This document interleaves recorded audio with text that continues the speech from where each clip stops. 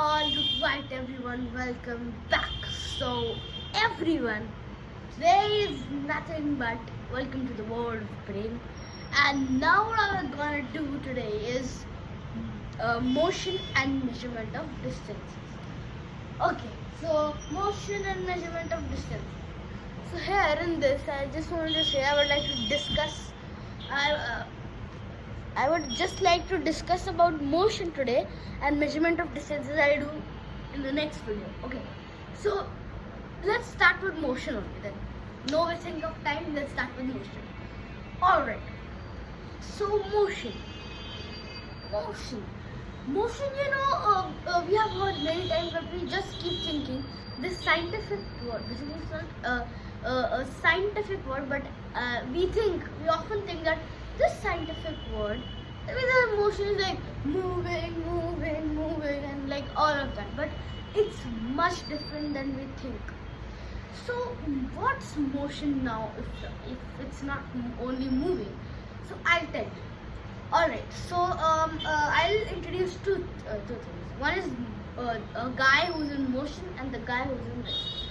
So, I'm now talking about two guys, one who's in motion and one who's in rest. Okay, so the guy who's in motion. Okay, so he is moving in the car. Like for example, if I'm in the motion guy, so I'll be moving. But the guy who's in rest, he's singing.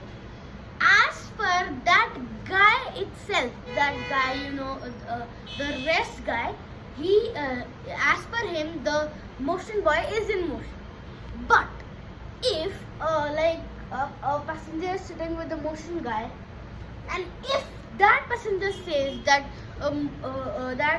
if we ask that passenger that what is this motion guy doing, then it would say that he is in rest to respect of me. So see, nothing is in rest, nothing is in motion in this world. Now that differentiates in the vision of different people. If you are moving and someone is moving with you, you will be in rest as per the respect of that person who is moving with you. But if you are being watched at a distance from some other guy, like the rest guy, let's say, the rest guy is watching you, so he would say that you are in motion. So everything can be divided in two things, one in motion and one in rest. Alright, so I have introduced these two terms and told you about these two terms, motion and rest. Now let's move forward to types of motion. Alright, so there are many types of motion, but I'll currently introduce you some. Alright, so currently I'll introduce you some. So I would like to first introduce the first type of motion and the basic type of motion, that is translatory motion. Translatory motion has two types in it. So one is rectilinear motion and one is curvilinear motion. So what is rectilinear and curvilinear motion? So first, in translatory motion basically means the motion in a path. Alright, it can be curved path and it can be straight path too. Okay, so let's talk about rectilinear motion. Now rectilinear motion is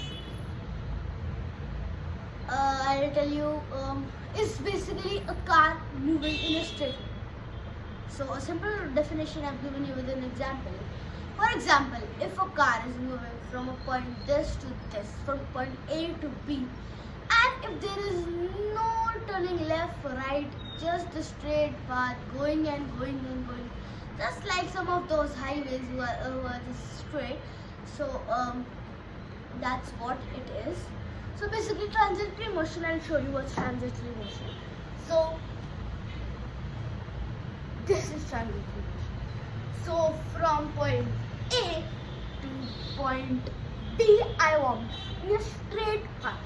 That's what is known as transitory. Translatory motion is basically two types. So what I'm talking about is straight line. That's basically rectilinear motion. So that is from point A to point B in a straight line. The straight path basically is known as rectilinear motion. Alright. So rectilinear motion is done. So before I said translatory motion instead of rectilinear motion, so please excuse that. So anywhere if I talk about the straight line, please include it as translatory motion. Rectilinear motion. Alright. So the next one that I talked about, the second type of in the translatory motion only, that's circulatory motion. So this circulatory motion, it's not circulatory, curvilinear motion. Sorry. Please excuse. Okay, so it's the same as moving as the rectilinear. So what is there is curvilinear is point A to B only, but in a curved path. So like this is curvilinear motion. Or I think you didn't understand it because you are just doing the 2D type of thing.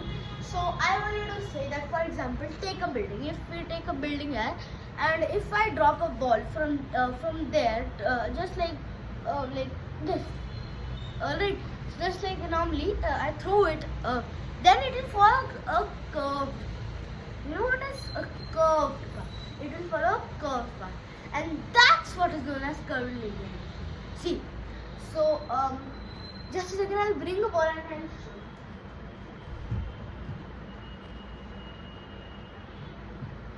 Alright, so I have a football, I could not arrange a ball. Alright, so if I throw it like, did you see the path that it followed? I'll throw it again. Right. And for rectilinear motion, I'll show you. If I drop it straight, can you see the difference? So curvilinear was like this, and rectilinear was this. Okay, so curvilinear done, rectilinear done. Alright, so I'll just throw this ball off. Alright, so that ball went. Thank you ball. Alright, so the next the translatory motion is done, because translatory motion is two types that I have told you. Then the second type of motion comes is, let's talk about periodic motion. Periodic motion. So I hope you have heard about pendulum. How do I say about pendulum? Alright. So for example, I'll make a dot here. I have a dot here. I hold it from here. Alright. So now I'll just attach a mark, and if I have a ball here, and then when I move it here, when I take it here, and then leave it there, it will move like this in a time. That time. For example, if I take the time taken from the ball, which is basically known as bob, the weight which we attach it is known as bob. So if I take it here and then leave it, it will go here, it will go here, it will go here. So the time taken for it to go there and then come back here would be the same. This was measured by Galileo Galilei. Okay, so I'll just leave out Galileo Galilei. So when you the time that is the same time that is taken and it happens again and again, that is known as periodic motion. So periodic motion is in everywhere. You know, even the Earth revolving around the sun, that's periodic motion, because in 365 1/4 days the Earth goes around, completes one orbit around the sun, and it happens every year. So that's in every year, 365 1/4 days. That is what is known as periodic motion. So even Moore also follows periodic motion.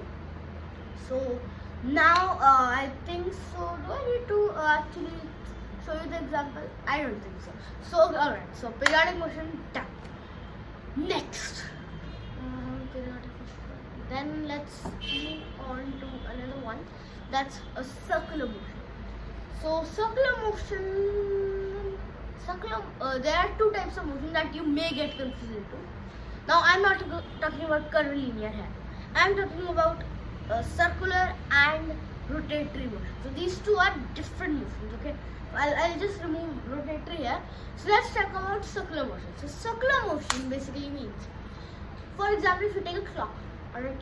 So the clock, and you mark a point there, and if you see the motion of that point in the minute hand, that it will move around in a circular path, and that's what is known as circular motion.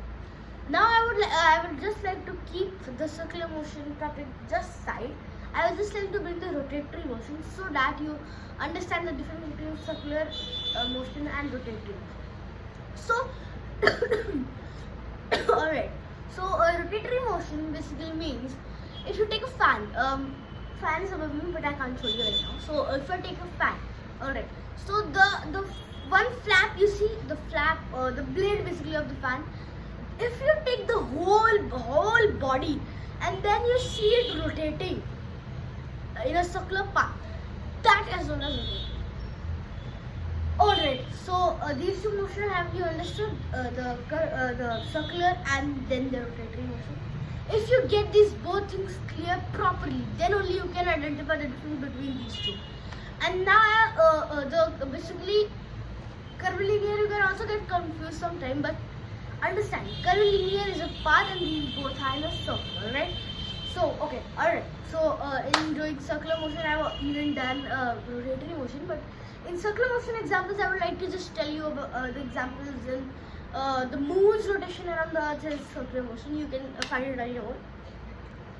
Alright, so there are many more, but just the last one I want to do, the part that I want to do is random motion. Okay, so not random motion basically, but you know what, mixed motion or combined motion. So this motion is basically when two or more motions are combined together. So let's take the examples of moon and the earth. Moon, earth. Alright. The moon revolves around the earth. You know, we all know. Okay, so the point that it's a circular motion, as I said. Almost it's a circular motion. I know its path is a little bit tilted, but let's take it as a circular motion. Alright. So it's in a circular motion. And that time also it's in a what do we call that? Rotatory motion. There's two motions. We have the rotatory and the circular motion. Alright. So now you can take many examples. For example, let's take a car only. Alright.